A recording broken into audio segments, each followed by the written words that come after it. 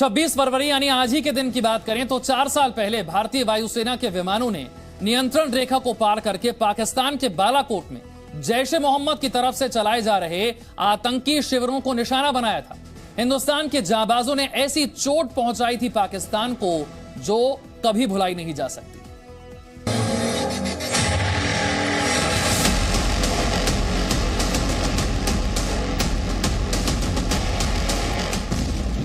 4 साल पहले बालाकोट में भारतीय वायुसेना के लड़ाकू विमानों ने पाकिस्तान की सीमा में घुसकर ऐसी चोट पहुंचाई थी कि आज भी पाकिस्तान उसे याद कर सिहर उठता है। 20 फरवरी 2019 को भारतीय वायुसेना के मिराज विमानों ने एलओसी के पार बालाकोट में पाकिस्तान के खिलाफ एयर स्ट्राइक की थी।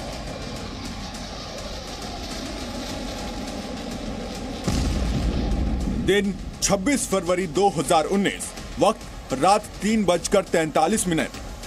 लाइन ऑफ कंट्रोल पर अचानक बेहद कम ऊंचाई पर फाइटर जेट्स की गर्जना सुनाई पड़ी। 12 मिराज विमानों ने एलओसी को क्रॉस किया और कुछ मिनटों बाद ऐसा लगा जैसे पाकिस्तान के बालाकोट में जलजला आ गया।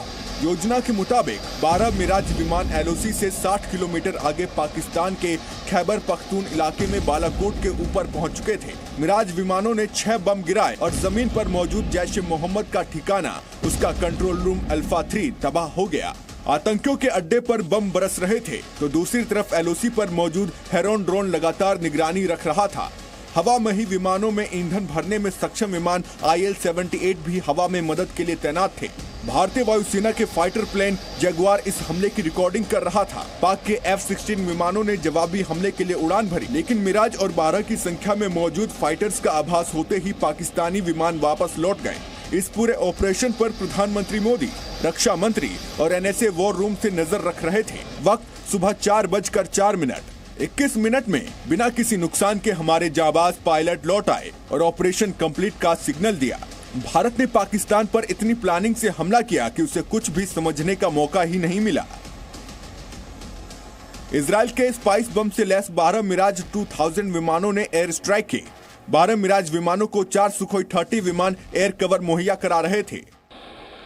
पाकिस्तानी वायुसेना को किसी तरह की भनक न लगे, इसलिए ये विमान आगरा और बरेली के ठिकानों से उड़ाए गए। इन्हें दिल्ली के ऊपर से उड़ना था, इसलिए वायुसेना ने एयर ट्रैफिक कंट्रोल को आगाह किया कि हवा में एक अंधेरा कॉरिडोर मुहैया कराया जाए ताकि ये विमान बिना किसी पहचान के उड़ सकें। जब ये विमान पाकिस्तान के आसमान में पहुंचे तो ये सावधानी बरती गई थी कि एक बेड़ा बहावलपुर की ओर जाता हुआ दिखे।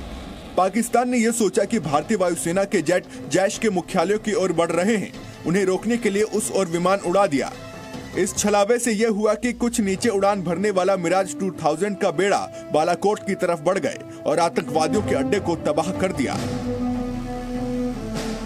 पीओके पार करके पाकिस्तान में वायुसेना की एयर स्ट्राइक इसलिए ऐतिहासिक थी क्योंकि इससे पहले 1971 में भारतीय वायुसेना ने पाकिस्तान में एयर स्ट्राइक की थी।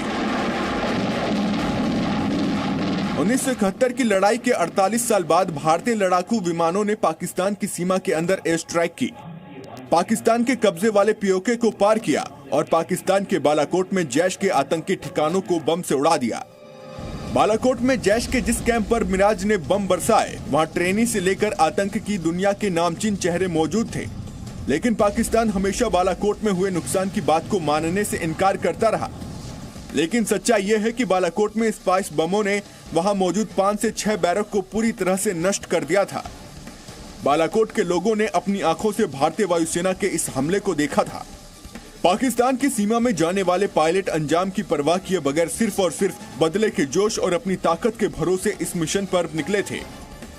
ब्यूरो रिपोर्ट, जी मीडिया।